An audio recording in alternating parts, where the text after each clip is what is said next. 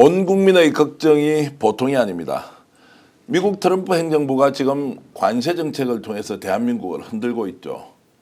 아니 대한민국뿐만이 아니라 전 세계가 큰 충격에 빠져 있습니다. 어떻게 봐야 합니까? 미국의 외교 실패했다, 성공했다. 과연 트럼프 정부가 성공할 것인지 시시각각으로 바뀌는 이 상황 어떻게 정확하게 진단을 내려야 할지 오늘 귀한 정말로 어렵게 한 분을 모셨습니다. 연세대 정치외교학과 명예교수이신 문정인 선생님 모시고 우리가 이 시점에서 어떻게 상황을 바라보고 분석해야 하고 또 대한민국은 어떤 지혜로운 선택을 해야 할지 깊이 있는 논의 진행하겠습니다. 오늘 이 특별한 인터뷰를 위해서 김종대 전 의원도 함께 나오셨는데요. 먼저 문정인 교수님 환영하겠습니다. 어서 오십시오. 감사합니다. 예. 자, 김종대 의원도 고맙습니다. 안녕하세요. 예. 자, 미국 외교는 왜 실패하는가를 매우 이제 심도 있게 그리고 오랜 기간 동안 연구를 하시면서 이런 상황들을 정확하게 이제 분석하고 계신데요. 저 책에 대해서는 잠시 후에 얘기를 나누기로 하고 국민들의 걱정이 지금 보통이 아닙니다. 막 주식 시장이 널뛰기를 하고 있고 환율 시장도 불확실성이 너무 높아지고 있는데 트럼프 행정부가 이렇게 하고 있으면 대한민국 경제 정말 끝장나는 건 아닙니까? 어떻습니까? 끝장에 나겠습니까? 뭐. 네. 뭐 하늘이 무너져도 공리는 할 수 있는 거니까요. 그러나 하여간 우리 경제 상당히 어려운 지금 우리가 한국 경제라는 게 그렇지 않습니까? 이제 V자형 이제 회복 패턴을 보였었는데 경기가 침체됐다가 단기간에 이제 경기가 회복되는데 지금은 저성장의 늪에 빠져갖고 나오지 못하는 입장이거든요. 그렇기 때문에 지금 거의 20개월 이상 계속 이제 저성장이고, 그 다음 1% 성장률을 계속 보이고 있으니까 걱정되는 부분이죠. 근데 이게 물론 구조적인 문제인데 여기에다가 트럼프의 관세 정책이 엄청난 찬물을 끼친 게 됐죠. 그래서 트럼프 쇼크 또는 트럼프 태풍이라고 얘기를 할 수가 있겠습니다. 미국 내에서도 갈피를 거의 못 잡더라고요. 그러니까 이제 관세 정책을 이렇게 갑자기 뭐 몇십 % 부과하다가 90일 동안 유예야 이렇게 또 하니까 주식시장이 폭등을 하고 자 이렇게 되는 이제 상황을 미국 내에서는 지금 어떻게 보고 있습니까? 그러니까 미국 내에서도 심지어 이제 공화당 내에서도 결국에 트럼프 관세 정책에 대해서 반대하는 사람들이 상당히 많죠. 그러니까 지금 당장 나온 게 그 일론 머스크 그 정부 효율성 담당 책임자하고 그다음 피터 나바로 트럼프 대통령 무역 담당 고문사에 벌써 갈등이 생겨나고 있거든요. 예. 그리고 그 갈등이 공개화가 됐으니까요. 예. 그러니까 일론 머스크는 피터 나바로 같은 사람은 하버드 대학에서 박사 받았지만은 결국 무식하기 짝이 없는 사람이다. 벽돌과 같이 무식하기 짝이 없는 사람이다. 실물을 하나도 모르는 사람이다. 이렇게 비판하니까 또 피터 나바로는 일론 머스크 보고 너는 전부 다 해외에서 자동차 부품 갖다가 조립만 하는 조립 전문가 아니냐. 너 경제 무역을 어떻게 하느냐. 이렇게 해서 싸움이 벌어지고. 그러니까 백악관에서는 그렇게 되니까 백악관 대변인이 뭐라고 그러느냐면 이거 보이들끼리 싸움이니까 뭐 신경 쓰지 않는다. 이렇게 얘기를 하는데 하여튼 임팩은 상당히 커요. 왜 거기에다가 그 민주당 하원의원인 아담 쉬프 의원이 지금 공식으로 문제를 제기를 한 게 하루 사이에 지금 거의 18% 20% 하락됐다가 거의 9% 반등이 됐단 말이에요. 이거 분명히 트럼프 가족들이 인사이드 트레이딩 한 거 아니냐 조사해야 된다. 그래서 미 의회에서 이걸 조사해야 된다고 지금 공식으로 제기를 했거든요.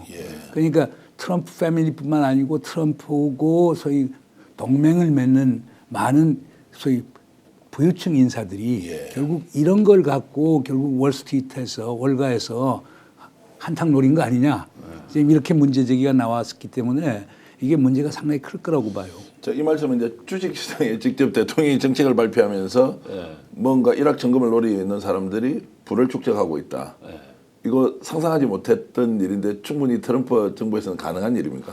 글쎄 뭐 난장판이 돼가지고 이걸 어떻게 이해해야 될지 참으로 당혹스럽습니다. 거기에다가 이게 일기 트럼프 때도 사실은 문제가 됐던 거거든요. 가족들의 러시아하고 거래라든가 뭐 이런데 어떤 가족 기업 같이 이렇게 운영되는 정부를 보면서 상당히 우리가 경악을 금치 못했는데 이제는 아예 대놓고 노골적으로 해먹겠다는 얘기냐. 이건 미국 국민들을 굉장히 화나게 할 수 있는 아주 갈등의 촉진 요인 같아 보이는데. 실제 그렇게 했을 수 있습니까? 글쎄요, 저는 그렇게까지는 보지 않는데요. 예, 예. 그러나 그게 뭐 우연인지, 뭐냐면 트럼프 대통령 가까운 사람들이 월가에서 이제 소위 주식 거래를 하는 사람도 많기 때문에 그 반전의 가능성을 봤다라고 하면 단타로 해서 예. 많은 이익을 소위 챙길 수도 있겠죠. 그러나 이제 뭐 물증이 있을 때까지 그걸 뭐 단정적으로 얘기할 수는 없겠지만은, 그러나 그 트럼프 대통령 시기에 하루 만에 바꾸는 정책, 그것이 가져오는 세계 경제의 파장, 미국 경제의 파장, 이건 상당히 심각한 문제라고 볼 수가 있겠죠. 자, 국민들이 이제 가장 궁금해하는 거 제가 대신 질문을 좀 드리겠습니다. 일시적 현상입니까? 아니면 트럼프가 집권하고 있는 내내 이럴 가능성이 높습니까? 지금 많은 사람들은 희망하기는 예. 이게 정권 초기의 일시적 현상이길 바라는데, 문제는 트럼프 대통령이 갖고 있는 일종의 철학이 있어요. 국정 철학이. 하나는 주권 결단주의적 시각이에요. 그건 무슨 얘기냐면 대통령 왕과 마찬가지다. 나는 행정명령 갖고서 얼마든지 미국을 통치할 수 있다. 나는 헌법 위에 설 수도 있다. 왜냐? 지금 미국은 앙과 박에서 엄청난 위협에 직면하고 있기 때문에 대통령이 절대 권한을 행사하겠다라고 하는 그 인식이 강한 것 같아요. 그러니까 지금 취임 이후 지금까지 거의 행정명령 갖고 다 하거든요. 두 번째로는 트럼프 대통령이 갖고 있는 거래주의적 성향이죠.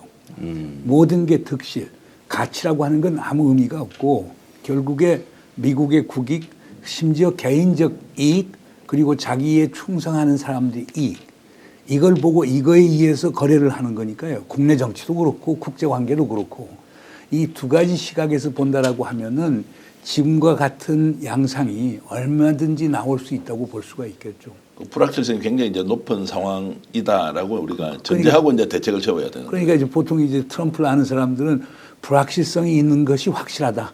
그러니까 예측 불가능성이 그냥 트럼프 대통령이 예측 불가능한 것은 예측할 수 있다. 아니 이건 굉장히 심각한데요. 예. 세계 어느 나라를 가나 빨간불이면 서고 파란불이면 가는데 이거는 예외가 없거든요. 이건 보편적 규칙 아닙니까? 약속이고. 그런데 지금 이 관세 전쟁하는 양상을 보면 보편 관세도 때리고 개별 협상도 다 해서 이게 국가별로 일일이 다 손을 보겠다는 얘기거든요. 이 얘기는 마치 그 신호 체계가 붕괴된 거하고 비슷한 느낌이 듭니다. 저는. 그게 아까 왜? 소위 주권 결단주의라고 할 때 그 주권을 강조할 때는 예. 국제법이나 국제규범은 아무런 의미가 없고 그렇죠. 미국의 주권적 권한이 제일 중요하다고 보니까 미국 사정에 따라서 국제법이나 국제규범을 얼마든지 해석할 수 있다. 예. 그러니까 바이든 행정부에서 강조했던 규칙에 기반한 국제질서라고 하는 걸 완전히 지금 부인하는 거거든요. 그러니까 지금 보세요. 그 수습이 되겠냐? 세계보건기구에서 그 탈퇴했죠. 예. 그다음 파리 기후협약에서도 탈퇴했죠.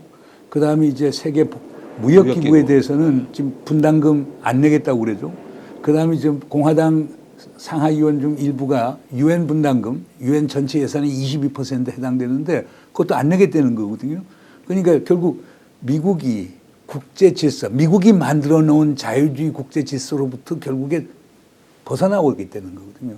그러면 결국에 트럼프 대통령 본인의 뭐 변덕스러움이라든가 본인의 본능적 또는 직관적인 그 결정에 따라서 모든 게 움직여질 수 있다고 하니까 예측 가능성이 떨어질 수밖에 없겠죠. 문재인 교수님 최근에도 이제 미국 다녀오셨는데 미국 내 분위기는 어떻습니까? 현지 분위기는 트럼프 잘한다 이러면 미국이 훨씬 더 이익을 많이 보겠구나라는 인식이 더 그건 많습니까? 지역에 따라 상당히 달라지는 예. 것 같아요. 계층에 따라 달라지고. 그러니까 제가 갔던 게 이제 캘리포니아하고 뉴욕을 갔는데 캘리포니아하고 뉴욕은 민주당 지지 세력들 아닙니까? 네. 상당히 절망적이고 예. 반면에 러스트 벨트나 중서부의 이제 그 소위 산업 기반이 쇠퇴한 지역이라든가 그 텍사스 같은 이제 선벨트 이런 쪽에서는 상당히 희망을 갖고요. 그러니까 트럼프 대통령도 지금 고민이 많을 거예요. 네. 내년에 중간 선거가 있지 않습니까? 지금 하원에서 공화당이 6석 많거든요. 상원에서 3석이 많은데 만약 내년 중간 선거에서 패배를 하면은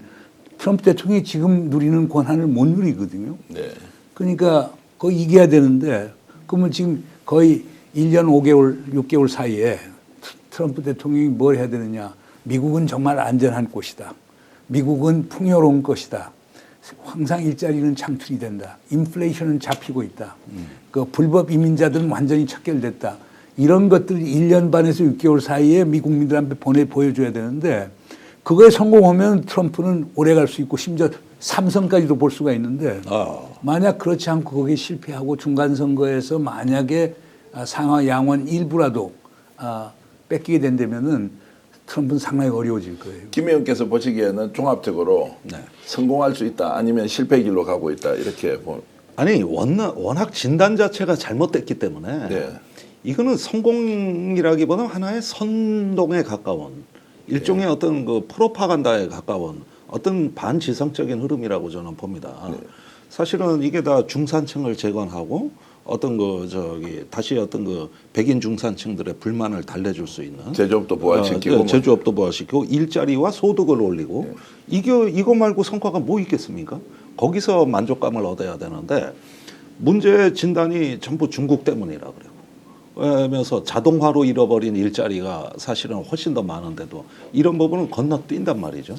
그다음에 무역으로 얻는 이익이라는 거는 뭐 이루 말할 수 없는 어떤 그 여러 가지 다층적이고 복합적인 이익이 있는데 이걸 건너뛴단 말이죠.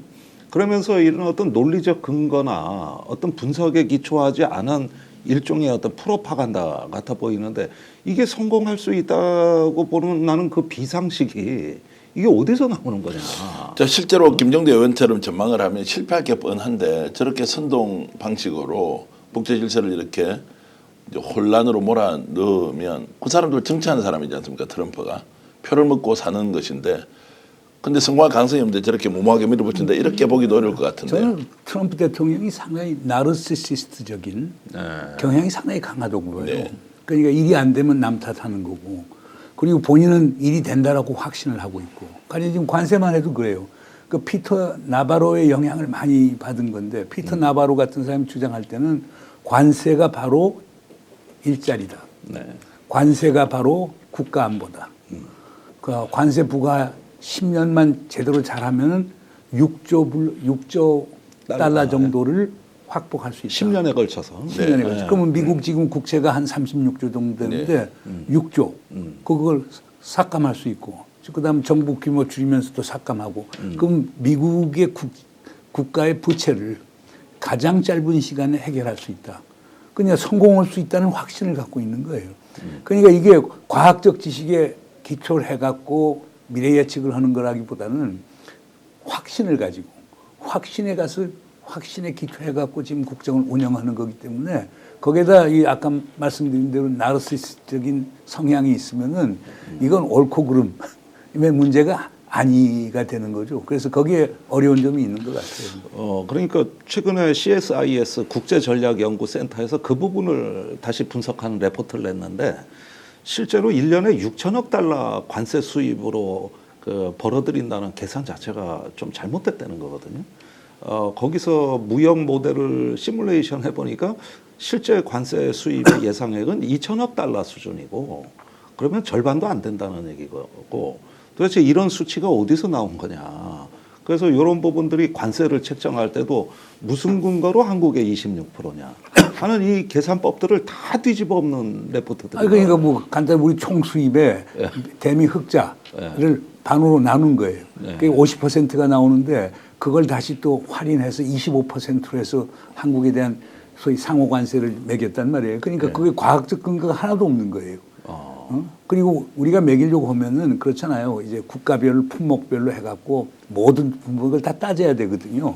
근데 그런 거 하나도 없이 단순하게 그런 지표를 갖고서 이제 미국이 상호 관세를 매겼기 때문에 정통성은 상당히 없는 거죠. 자, 그럼 논리적 근거도 부족하다고 하지만 제가 드리고 싶은 질문은 힘이 있기 때문에 절대적 힘이 있기 때문에 우리가 끌어오면 너희들 안 따라오고는 다 죽어. 어쩔 수 없이 굴복할 거 아니냐라는 기대를 혹시 하면 그런 결과를 실제 달성할 수 있는 것도 아닌가요? 바로 그거죠. 지금 트럼프 대통령이 지금 의존하고 있는 것은 미국의 구매력이에요. 그러니까 구매력을 갖고 있고 그리고 상호 의존이라고 하는 것을 지금 무기화하고 있는 거거든요. 근데 이게 얼마나 성공적일지 그거는 예측하기가 상당히 어렵죠. 우선 당장 그러면 레리 소머스 같은 경제학자가 주장하는 건 그다음 폴 크루그만도 그렇고 다 노벨 경제학상 받은 사람들인데 그 사람들 주장하는 거 그거거든요. 우선 첫째 관세를 받으면 그 소비자에게 사실상 세금을 매기는 건데. 그러니까 관세를 매겨서 미국 소비자들을 벌 주는 게 되고. 두 번째, 하여간 관세가 올라가면은 그거 원가에 반영할 거 아니냐. 네. 그럼 가격이 올라갈 건데 인플레가 생긴다. 장담하지만 결국 인플레 안팎이 엄청 커질 것이다. 그럼 트럼프가 뭐 때문에 대통령이 됐어요? 인플레 잡겠다고 됐던 거예요. 네. 그러면 고관세를 매김으로써 미국 내 인플레이션을 올려주게 되고, 그 다음에 이제 또 소비가 저 인플레이션가 많이 되고 그러고, 그 다음에 임금은 올라가지 않으면은 결국 미국 중산층들은 더 살기가 어려워지는 거거든요. 네. 그렇기 때문에 관세라고 하는 게 해법이 아니다라고 하는 걸 얘기하는데 전혀 안 듣는 거예요. 그래서 피터 나바로 같은 사람이 얘기하는 대로 관세가 국부다. 그러니까 관세를 갖고 세수를 만들겠다라고 하는 개념을 갖고 있으니까 우리 일반적인 경제학자들이 생각하는 개념하고 상당히 다르죠. 실패할 수밖에 없다 이렇게 전망하시는 겁니다. 많은 사람들은 실패할 수도 있고. 교수님은 어떻습니까? 실패할 저도 수밖에- 실패할 거라고 봐요. 실패한다. 그러면 언제쯤 이걸 트럼프가 느끼고 이런 불확실한 상황을 좀 더 안정적으로 뭔가 좀 지금 끌고 갈 수 트럼프 있느냐. 대통령이 하는 방식은 퀵 픽스예요. 예. 가능한 빠른 시간 내에 소위 승부를 보기 위해서 지금 저런 식으로 극단적 처방들을 하는데, 그래서 내년 중간 선거까지 미 유권자들에게 효과가 발생하길 바라는데 저는 그걸 상당히 어렵다고 보거든요.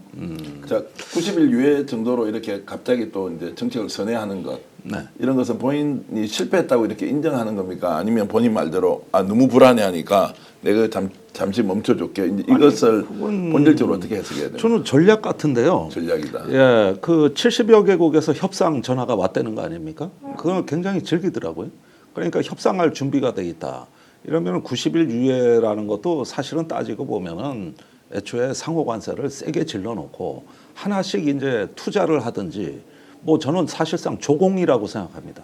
뭐 저기 제조업 투자를 하든지 뭐 개발에 투자를 하든지 이런 식으로 해가지고 미국에 뭘 갖고 와라 선물 보따리를, 이러는 어떤 본론을 얘기하기 위한 과정 아니냐 이것이죠. 그렇지 않다면은 이게 저기 그 지금 90일이라는 걸 해서 각국에 이제 우리 한국하고도 안 하던 전화 통화를 하지 않습니까? 네. 거기에서 뭐 원스톱 딜을 한다. 이런 식으로 뭔가 이제는 저 본인 의지대로 길들이겠다는 신호로 보여지거든요. 그런데 트럼프의 패턴이, 네. 트럼프가 부동산 개발업자 아닙니까? 네. 그럼 부동산 땅을 살 때 엄청나게 후려친대요. 예. 그리고 후려친 다음에 예. 그 다음에 협상에 들어가는 거예요. 예. 그러니까 마찬가지로 그 블러핑을 강하게 하고, 예. 그리고 아까 말씀드린 미국이 구매력에 있어서 우월적 지위에 있기 때문에 예. 그럼 다른 국가들하고 비대칭적으로 강한 힘을 갖고 있잖아요. 네. 그래서 다른 국가들이 미국에 사실상 복종할 수밖에 없는데 예. 그걸 이용하는 거기 때문에 그 어떤 학자들은 그걸 약탈적 행위라고 얘기를 하는 거거든요. 예. 그러니까 미국이 유리한 구매력의 입장에 있으면서 소위 상대적으로 약한 구매력을 가진 국가들에 대해서 약탈적 행동을 보이는 거라고 얘기하는데, 아마 이런 것들이 국제사회에서 미국의 어떤 신뢰와 미국의 정통성을 아마 크게 해칠 거예요. 예, 그 부분에서 제가 드리고 싶은 질문은, 그럼에도 불구하고 한국과 일본에 대해서는 일종의 어떤 주된 표적이자 본보기로 삼고 있는 거 아닌가 하는 데서 우린 불안이 더 가중되거든요. 예를 들면 트럼프 얘기를 가만히 들어보면은 이게 저 미군이 대규모로 주둔하는 나라는 첫 번째가 독일이고 그 다음에 일본하고 한국이거든요. 아니, 일본이 넘버 원, 예. 독일이 넘버 투, 예, 한국이 넘버 넘버 쓰리. 예. 그러면은 저기 뭐냐, 이걸 우리가 안보를 지켜줬다. 니들. 그 니들은 무임승차국이다. 근데 또 돈이 많은 어떤 머니머신이라고 얘기하거든요. 그러면은 안보를 미국에 의존하는 무임승차국이니까 통상 관세 이거를 오히려 제값을 받아내겠다는 목소리를 더 높여가지고 오히려 기존 전통 동맹국에 더 좀 가혹하고 그 성과를 가지고 그 뭔가 전 세계를 좀 이렇게 길들이려고 하는 거 아니냐. 그러니까 좀 이제 그런 불안감이에요. 그 트럼프가 이제 소위 보편 관세라고 해서 10%를 때렸잖아요. 네. 그리고 다음에 이제 상호 관세라고 해서 국가별로 특히 이제 미국이 적자를 많이 보는 국가에 대해서는 관세를 더 많이 때린다라고 얘기했는데, 이 과정에서 보면은요, 중국, EU, 카나다는 소위 미국에 맞섰어요. 보복 관세를 매겼어요. 네. 반면에 한국, 일본, 인도, 베트남 아무 소리도 안 하고 미국에 소위 굴종할 것 같은 태도를 보인 거예요. 그러니까 내가 볼 때는 트럼프 대통령이 한국과 일본을 처음부터 찍은 이유는 한국과 일본은 안보상의 이유 때문이라도 미국이 원하는 거 줄 것이다. 그럼 그것을 모범 삼아서 다른 국가들, 그 90개 국가가 대상인데 다른 국가들한테 하나의 모범으로 보이면서 영어로 you see 그러니까 Japan and 시범 South 케이스. Korea listen to us and 너희들 comply with 봤지? us. 그러니까 우리만 듣잖아. 너희들도 안 들으면 어떻게 될 줄 알아. 이런 전시 효과적인 게 상당히 크지 않았는가 생각이 됩니다. 그건 그러니까 트럼프 행정부에서 한국과 일본에 대한 분석을 충분히 하고 트럼프 대통령이 그런 식으로 전화 통화하고 하면은 그쪽에서 분명히 양보적 태도로 나올 것이다. 그 트럼프 대통령이 어저께 X 트위터에 올린 거 보세요. 우리 한덕수 총리하고 아주 대화가 좋았고 그래서 결국 한국에서도 결국 관세 인하해주는 조건으로 한국 측에서 방위비하고 그러니까 예. 비관세 장벽 없애는 것, 그다음 조선 산업 협력하는 것, 알래스카 가스 개발하는 거 공동 참여하는 것, 그다음에 LNG 구매하는 것, 그 방위비 분담하는 거를 결국에 협의하겠다고 한다. 나는 원스톱 쇼핑 이걸 일괄 타결하는 방법, 패키지 딜을 했으면 좋겠다. 그러면서 차이나한테 얘기해요. 차이나, you got to learn. 너 중국은 한국으로부터 배워라. 당신들은 우리랑 얘기할 줄을, 대화할 줄을 모른다. 그래서 나는 지금 중국으로부터 전화를 기다리고 있다. 이렇게 감아놨단 말이에요.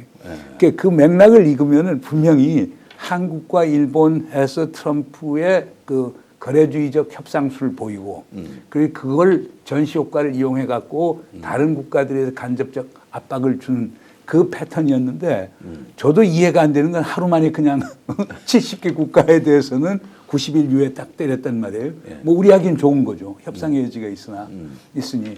그러나 그게 이제 트럼프 대통령의 쇼맨십적인 정치술 이런 것들이 작용하면서 한국과 일본을 하나의 희생양으로 삼지 않았는가. 그리고 보통 이제 트럼프는 잘 알거든요. 한국이나 일본의 지도자들은 정면에 대고 트럼프 대통령 앞에 거부감을 표하거나 저항감을 표하지는 않으니까 이걸 다 계산하고 한 것 아닌가 하는 그런 생각이 듭니다. 교수님, 원래 미국이 그런 나라였습니까? 아니면 트럼프가 들어와서 우리가 모르던 이런 본질을 그대로 드러낸 겁니까? 그 상당히 중요한 포인트인데요. 미국도 뭐 다른 나라랑 마찬가지죠. 자국의 이익이 중요하고 다 그랬는데 그래도 미국은 그러니까 미 합중국이 생겨났을 때 그 건국의 아버지들이 헌법을 만들고 그러면서 미국은 어떤 나라가 되어야 되느냐. 언덕 위의 하얀 교회당처럼 전 세계의 모범이 돼야 된다. 그러면서 미국이 자유 국제주의적 질서도 만들고 그래서 미국이 손해를 보면서라도 세계 모든 국가들하고 평화도 만들고 공동 번영도 이루겠다. 이런 걸 만들었거든요. 그런데 지금 마가를 포함한 트럼프 같은 사람들은 그걸 위선이라고 보는 거예요. 그게 조직화된 위선이라고 보는 거예요. 그거 더 이상 안 하겠다는 거예요. 그런 가치 지향성, 그 가치 지향성 때문에 우리 김 의원께서 얘기하는 미국의 백인 중산층이 완전히 그 직장을 잃고 결국에 그 삶이 피폐화되지 않았느냐. 그러니까 트럼프 대통령은 그런 가시 필요 없다. 위선 필요 없다. 우린 본질로 간다. 이게 크게 작용을 하는 것 같은데 놀랍게도 아까 말씀드렸던 선벨트나 러스트벨트에는 백인 중산층 또는 블루칼라 워커들은 그 소위 노동자 계급층은 그거에 열광하는 거예요. 그 뉴욕과 캘리포니아 중심으로 있는 리버럴한 지식인 집단이 또 그걸 웡크라고 그래요. 깨어있는 시민들 또는 집단들이 지금까지 해왔던 미국의 외교 정책이라고 하는 게 위선과 가식으로 절충돼 왔고 그것 때문에 미국이 더 많은 걸 잃어버렸다. 그걸 되찾게 되는 거예요. 정치학자로서 실제 그게 위선과 가식입니까? 뭐 그런 점도 있죠. 그러나 이제 중요한 거는 그런 가치를 믿으면 그건 위선이나 가식이 될 수가 없죠. 그러나 이제 많은 사람들은 특히 보수 쪽에서는 그걸 위선과 가식이라고 비판을 해왔죠. 그래서 이번 트럼프나 마가는 그걸 깨겠다는 거예요. 자, 그러면 이제 대한민국이 어떻게 해야 하느냐? 미국 하자는 대로 무조건 따라가야 됩니까? 아니면 우리도 중국처럼 상호관세 매기면서 저항을 하면 그것이 우리 국익을 지키는 데 도움이 되느냐. 글쎄 우리가 뭐 트럼프 행정부를 맞아서 우리에게는 세 가지 옵션이 있다고 봐요. 하나는 트럼프 대통령에 대한 로얄티, 충성을 보임으로써 웬만한 거 다 수용해 줄게. 하여간 동맹관계 유지하자. 주한미군 계속 유지해주고 관세도 좀 낮춰줘 달라. 투자도 많이 할게. 이렇게 해서 미국에 굴종하는 길이 하나 있을 거고.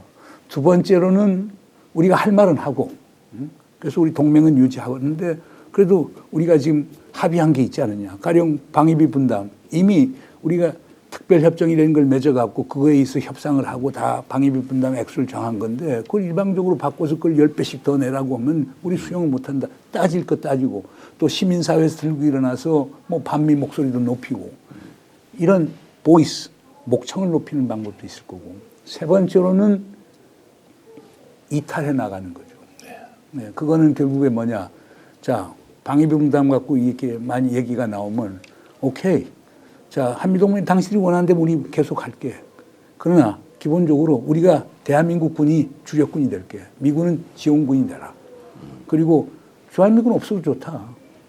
미군은 역외 균형자로서 한국에 대해서 해공군 지원이나 해주고 정보 공유해주고 특히 북한 핵 문제에 대해서 확장 억지만 해주면은 한국 방안은 우리가 알아서 할게.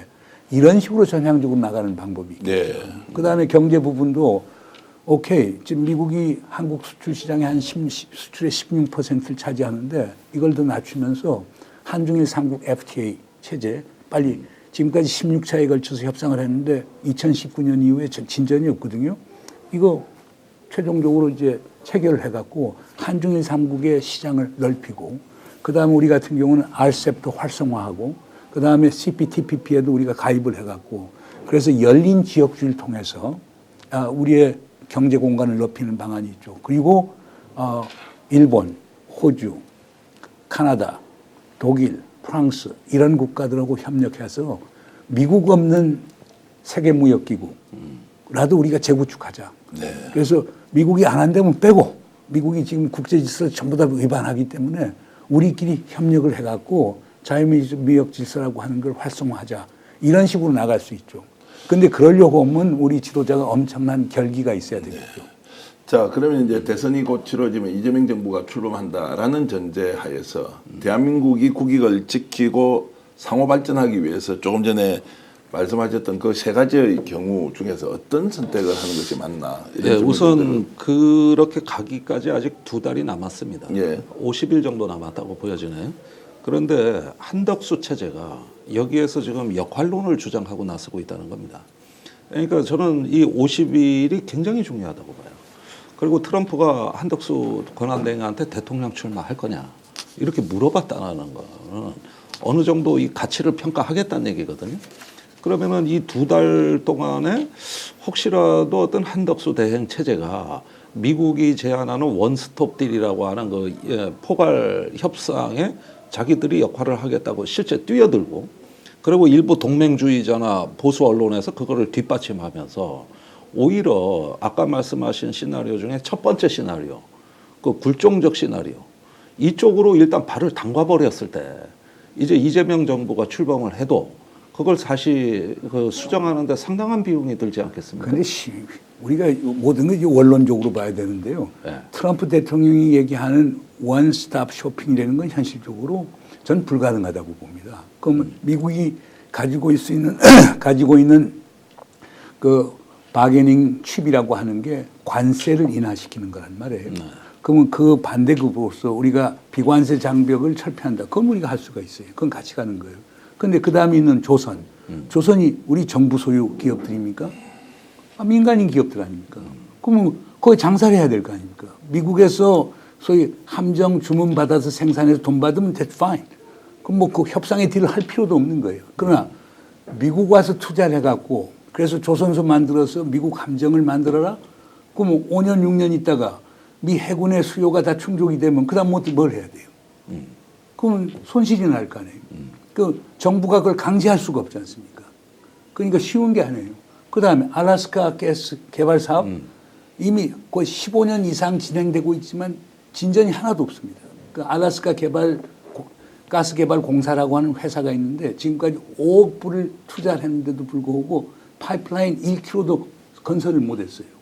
왜냐하면 그게 알래스카 북부에 있는 지역에서 가스를 개발해서 알래스카 앵커리지까지 남쪽으로 가져와서 LNG로 수출하는 건데 파이프라인 건설을 하는데 건설하기가 힘들어요. 그 소위 땅이 얼었을 때 동토에서만 건설이 가능하고 그렇지 않으면 공사를 못하는 거예요. 그래서 지금 완전히 그게 빈사 상태에 빠진 거거든요. 그걸 지금 트럼프 대통령이 살리겠다고 해서 넣은 건데 그럼 거기에 한국에 누가 투자를 합니까? 정부가 투자합니까? 만약 한대면 한국 가스공사가 할 수 있겠죠. 그거 지금 적자투성이 아닙니까? 응? 이명박 대통령이 있을 때 자원외교 한다고 해서 엄청난 적자를 만드는데 거기 가서 해요? 그 현실적으로 쉽지가 않습니다.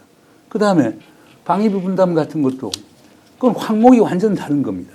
그 한미 간에 특별협정을 맺어갖고 특별협정에 따라서 우리가 분담하는 비용은 주한미군 부대에서 일하고 있는 한국인 노무자의 봉급, 급료, 그 다음에 그 군사 건설 비용, 병참 비용에 대한 부분 지원, 항목이 다 정해져 있어요. 근데 거기에다 추가로 100억까지 우리가 지원을 해야 된다면은 그러면 미국에서 특히 트럼프 대통령이 원하는 건 한미연합 군사훈련 연습하는 비용도 한국에서 내라. 미국의 전략무기 전진 배치하는 것도 한국에서 비용 내라. 그 다음 주한미군 로테이션에서 6개월이나 1년마다 그 미군들 로테이션 하는 비용도 한국에서 내라. 근데 이거는 항목이 없기 때문에 특별협정을 재협상해야 되는 거예요. 그리고 그렇게 하더라도 우리 국회에서 그걸 비준을 해줘야 돼요. 그리고 예산을 통과시켜줘야 돼요. 그러니까 이게 지금 트럼프 대통령이 얘기하는 대로 소위 원스톱 쇼핑을 할 수 있게끔 하는 또는 패키지 딜을 할 수 있는 항목이 아니에요. 이게 정말 오렌지 앤 애플이라고 해서 소위 귤과 사과처럼 각기 다른 엘리먼트들인데 그걸 패키지를 넣어서 할 수가 없는 거거든요. 그 말씀은 결국 이제 할 말 하면서 개별적으로 협상할 수밖에 없는데. 그럼 개별적으로 협상할 수밖에 없어요. 근데 그러면 이제 미국에 찍혀가지고 대한민국 너희 이제 끝이야. 우리 너희들하고 안 해. 이제 이런 식으로 예를 들어서 압박을 이제 통상에서도 압박을 넣고 남북 문제나 또는 동북아 평화와 관련해서 우리 너희들 안 도와줄래라고 이제 하면 어쩔 수 없이 끌려가서 갖다 바쳐야 되는 거 아니냐. 아니죠. 그러니까 우리가 새로운 항상 발상의 전환이 필요한 거고 그렇잖아요. 그러니까 그런 걸 이제 디패키징을 해야 되겠죠. 그러니까 그쪽에 트럼프 대통령이 얘기하는 걸 오케이 받아들여요. 오케이 관세 문제하고 그 다음에 아까 미국이 원하는 그 쇼핑 리스트에 있는 5개 정도 항목을 같이 놓고 협의를 하는데 그러나 법률적인 이유 때문에 그리고 대한민국 헌법 그러니까 국가가 사기업 보고 국가 이익을 위해서 미국 가서 투자하라 할 수가 없잖아요. 그러니까 그 사안의 성격상 개별 협상을 할 수밖에 없어 해서 소위 디패키징, 그 분리시키는 노력을 해야 되겠죠. 네. 그리고 이거에 대한 협의를 우리 정부하고 기업하고 뭐 시민사회까지 포함해서 국회 포함해갖고 상당히 많은 논의를 해서 우리 쪽에서 준비를 참 잘해야 될 거예요. 그렇게 하면서 나가면은 그리고 가령 미국이 가령 방위비 분담 안 한다. 그럼 주한미군 뺄게. 그럼 그거 우리가 감수해야 돼요. 그 정도로 강하게 우리가 얘기를 하는 수밖에 없다. 아니 그럴 수밖에 없잖아요. 예. 그러니까 생각해 보세요. 우리가 자 100억 달러를 내라고 얘기하는데 그렇잖아요. 예. 그 트럼프 대통령대로 100억 달러라고 하면 뭡니까? 우리 지금 국방비가 한 500억 달러 정도가 돼요. 그럼 국방비 전체 국방비 20%를 주한미군 지원해 주는 데 들어간다? 우리 300만 평 지금 평택기지까지 다 건설해 줬는데 아니 우리 전체 국방비의 20%를 그렇게 그건 현실적으로 상당히 어렵죠. 네. 우리 국민이 수용하기가 상당히 어려울 거예요. 그러니까 그거는 그렇게 되면은 결국 거기에서 발상의 전환을 하게 되면 결국 남북 관계 개선하는 수밖에 없고 그리고 우리 입장에서는 중국이나 러시아하고도 협력할 수밖에 없는 거고 그럼 미국 입장에서는 그렇게 협박할 수는 있겠죠. 오케이. 그러면 한반도는 미국의 방위선에 포함되지 않을 거야. 우리는 일본하고 필리핀하고만 할게. 그러면 그걸 우리 국민적 합의에서 받을 수 있는가 없는가 이런 것들이 관건이겠죠. 그러니까 이 부분에서 최근 보수 언론의 그 의미 있는 기사들이 계속 나오고 있는데 예컨대 중앙일보 같은 경우는 신에치슨 라인을 미국이 지금 선포하면서 한국을 이제 버리는 거 아니냐. 벌써 협박도 하기 전에 먼저 두려워하는 이런 어떤 그 동맹 지상주의 관점 같은 이런 글들이 벌써 실리고 있거든요. 아니 그러니까 발상이 전하는 게 버리는 게 아니고 네, 예. 우리를 해방시킨다고 생각하면 돼요. 매우 좋은 말씀이고 예, 그러니까 이런 데서 이제 저는 한덕수 대행 체제가 이 동맹주의자들을 끌어모으는 전략으로 실제로 가고 있다고 봅니다. 예. 거기에 이제 보수 언론 지원을 받는 것이죠. 그리고 본인이 통상 전문가다. 또 뷰티풀 잉글리시, 영어를 잘한다.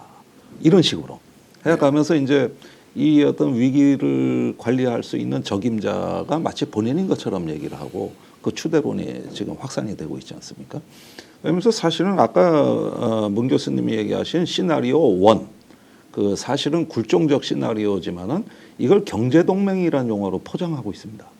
이건 벌써부터 나타난 현상이거든요. 경제동맹이라는 거죠. 그렇게 풀어나가겠다. 한덕수 총리가 그 용어를 썼죠. 그 용어를 썼죠. 동맹을 증강하면서 군사동맹뿐만 아니고 이거는 경제동맹도 윤석열 지금은 윤석열 씨가 그 재임 기간에 썼던 경제안보하고 같은 프레임이고 그 네. 연장선 아닙니까? 그러니까 사실은 이게 말은 굴종이라고 안 하지만 어떻게든 그 시나리오 1에 좀 일단은 활로를 찾아보겠다는 이걸로 지금 2달을 버티려고 하는 거 아닌가 하는 그래 생각이 뭐 한덕수 총리 같은 사람이야 뭐 주미 대사도 지냈고 결국 전통적 동맹 봐줘. 그리고 한미 동맹이 가장 중요하고 한미 동맹이 없으면 우리는 세상의 끝이 온다, 종말이 오는 것처럼 생각하는 분들이 있기 때문에 그거에 대해서는 우리 시민사회에서 상당히 논의도 좀 있긴 있어야 될 거죠. 자, 권한대행이 이제 그 정도 역할을 할 수 있느냐는 것을 본질적으로 질문을 던져야 하고 또 권한대행이 그렇게 하는 거 막아야 하는 현실적인 또 사유가 하나 있고 새 정부가 들어서면 이 문제를 또 어떻게 다루어 갈 것인지 좀 다른 문제인데 제가 좀 우려하는 것은 트럼프 행정부를 통해서 남북관계가 좀 긴장이 해소가 되어서 새로운 활로를 모색할 수 있지 않겠느냐라는 기대가 있었던 게 사실이지 않습니까? 그렇습니다. 그런데 지금 이제 트럼프가 이렇게 강대강 충돌을 불가피하게 만들면 이제 이재명 정부가 들어섰을 때, 이 문제 어떻게 푸느냐 이것도 굉장히 복잡한 상황이 전개될 수도 있다는 우려가 있습니다. 근데 문 교수님은 일단은 그럴 때 이런 강대국 정치에서 우리가 흔들리지 않을 수 있는 어떤 결기를 갖춰야 된다는 뜻으로 저는 해석을 합니다. 아니 이건 상식이에요, 그렇게 상식. 예. 그러니까 트럼프가 이렇게 협박을 하고 흔들 때 우리가 과거에 약소국 심리에서 두려워하고 불안해하다 보면은 사실은 선택할 수 있는 선택지는 없는 거거든요. 네. 어떻게든 맞춰 나가야 되는데 우리가 대한민국이 어느새 이제 미들 파워 중견 국가고 또 이런 면에서는 함부로 흔들릴 수 있는 그런 만만한 상대는 아니지 않습니까? 그래서 우리가 이제 탄핵을 분쇄하는 계엄을 분쇄하는 그래도 빛의 혁명으로 민주주의를 회복한 이 자존감 넘치는 나라에서 이런 어떤 민주주의를 회복한 그 힘으로 우리 중심을 만들고 결기 있게 대처해 나가는 뭔가 이런 마음 자세는 좀 필요하지 않을까. 그러나 이제 우리 사회에 깔려져 있는 집단 심리가 있거든요. 미국 앞에만 서면 다 작아지는 사람들이 너무 많아서 그리고 미국에 대해서 할 얘기하고 그러면서 한미 관계 잘 유지하자고 하는 사람들이 오히려 배척을 당하는 사회적 풍토가 있기 때문에 그게 상당히 어려운 부분이죠. 그러니까. 자, 현안만 놓고 보면 미국한테 끌려갈 수밖에 없을 것 같은데 아까 이제 관세 문제나 여러 가지 지금 이제 그 통상과 관련된 부분은 매우 힘들 것이라고 하는데 이때 좀 지혜를 발휘하면 남북 문제를 좀 획기적으로 개선하는 좀 이재명 정부의 방향 그리고 미국도 결국 개발해서 돈 벌겠다고 하면 북한만큼 좋은 시장이 없을 텐데 러시아, 중국 견제하고 이런 쪽으로 우리가 좀 아주 창의적인 아이디어를 내어서 트럼프와 북한 개발이든 북한과 관련된 뭔가 좀 모멘텀을 만드는 이런 제안을 하면 미국은 받을 것 같습니까? 그 핵심적인 거죠. 예. 트럼프는 받을 수가 있을 거예요. 네. 그러니까 이제 그러려고 하면은 우선 트럼프가 김정은하고 대화를 좀 시작해야 돼요. 그래서 어떤 핵 문제가 제일 중요한 문제니까.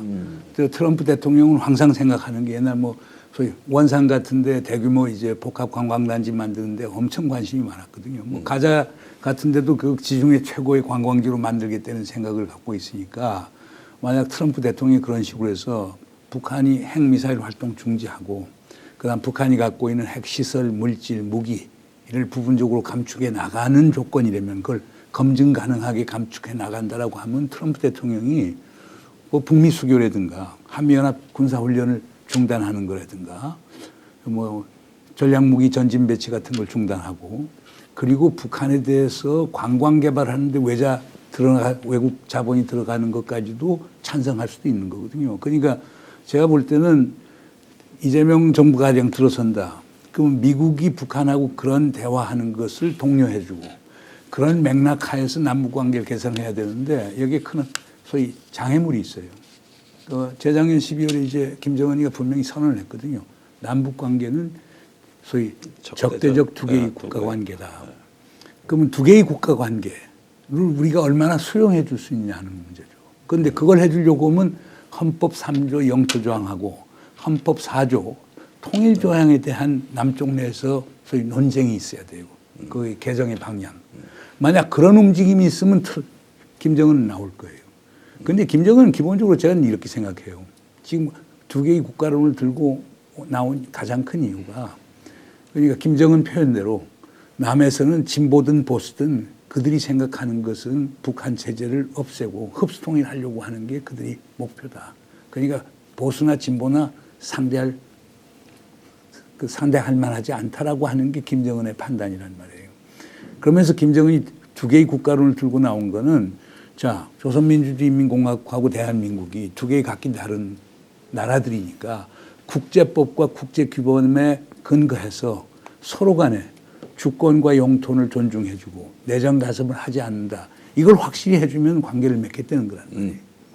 그러려고 하면 지금 북에서 통일선포 지금 사실상 없애버리지 않았어요. 그러니까 북에서는 이제 남북 관계는 외무성 통해서 하겠다는 거란 말이에요. 그러면 이걸 우리가 수용을 해주면은 남북 관계 개선에 이제 여지가 있게 되는데 그걸 이제 차기 정부가 할 수 있을까? 심지어 이재명 정부는 그걸 상당히 그런데 진취적인데도 불구하고 이재명 정부가 할 수 있는가? 그거에 대해서 조금 저는 이제 우려가 있는 부분이에요. 제가 질문이 있습니다. 그 트럼프는 김정은에 대한 얘기를 굉장히 그 우호적인 얘기를 많이 하는데 혹시 지금 북한의 어떤 대화의 문을 두드리고 있는지? 그 트럼프 대통령이 얼마 전에 X에 올렸죠. 예. 북한하고 대화하고 있다라고 했는데 아마 북이 쉽게 나오진 않을 거예요. 근데 북이 나오는 조건은 우선 트럼프 대통령이 아주 파격적인 오퍼. 그러니까 북미 관계 수교라든가, 네. 그다음에 제재 완화라든가 또는 북한에 대한 이제 대규모 투자라든가 이런 카드를 들고는 제시하지 않으면 나오기가 상당히 힘들 거고 그거 한다고 하더라도 또 어떤 문제가 있냐면 지금 김정은이는 대한민국이나 일본이나 미국에 대한 불신감이 많거든요. 그 민주주의 국가니까 정권이 바뀌면 다 모든 게 바뀌어지니까 어떻게 믿고 하느냐는 게 있거든요. 그러나 이제 하나 변수는 우크라이나 사태가 잘 종결이 돼서 트럼프하고 푸틴 관계가 아주 긴밀해지면은 푸틴이 역할을 할 수 있을 거예요. 또 다른 하나는 시나리오가 있나요? 이란 지금 협상을 지금 위트코프 특사가 이란 외무장관하고 지금 직접 대화를 하고 있단 말이에요. 네. 그래서 나타냐후가 워싱턴 갔다가 완전 빈손으로 돌아가지 않았어요. 네. 나타냐후는 트럼프 행정부하고 이란하고 직거래하는 걸 막으려고 했었는데 그걸 못 막았고 또 관세 부분에서도 혜택을 못 얻어서 지금 이스라엘 언론에서는 나타냐후가 빈손으로 돌아왔다고 하는 거거든요. 네. 그렇다라고 하면 지금 트럼프 대통령은 이란 문제를 진짜 해결하고자 하는 의지가 있다는 거란 말이에요. 그래서 만약 우크라이나 문제하고 이란 문제가 해결이 되면은 예. 그건 평양에 엄청나게 긍정적 메시지를 보낼 거예요. 네. 그러니까 요 두 가지를 아마 평양에서는 계속 지켜보고 있고 예. 그다음에 트럼프가 어떤 지금 제안을 할까. 아직까지 트럼프가 제안을 한 적은 없거든요. 그러나 트럼프가 지금 북한 전문가들이 계속 한 제안을 받고 있어요.